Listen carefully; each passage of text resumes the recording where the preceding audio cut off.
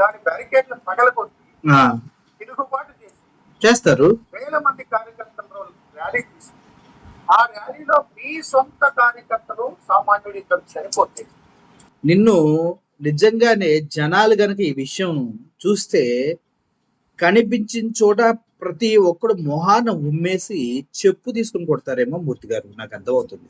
వాళ్ళ కార్యకర్తలు చనిపోయారని మీకు ఎవడిచ్చాడు రిపోర్టు? చూపించగలరా వాళ్ళ కార్యకర్తల్ని? వాళ్ళ దగ్గర ఏమైనా ఐడెంటిటీ కార్డు ఉన్నాయా?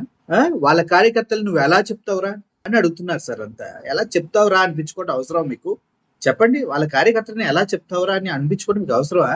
సీనియర్ జర్నలిస్ట్ కదా, తప్పు కదా, అలా అనిపించుకోకండి. మీ కాన్వాయ్ గుట్టి చనిపోతే పక్కన పడేసి అతను బతుకుండగా ఇక్కడే మనిషి అన్నవాడు అన్నం తినాలి అన్న విషయాన్ని హైలైట్ చేయాల్సి వస్తుంది. మీ కాన్వాయ్ గుద్ది చనిపోతే పక్కన పడేసి మనిషివేనా నువ్వు, అన్నమే తింటున్నావా అని అడిగేది ఇందుకే.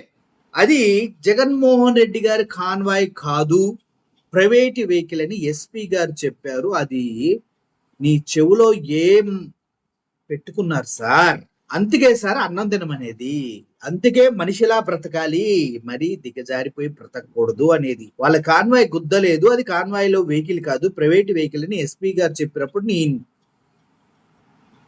చెవుల్లో ఎందుకులేండి, అక్కడ ఏదో పదం వస్తుంది, వద్దులేద్దాం.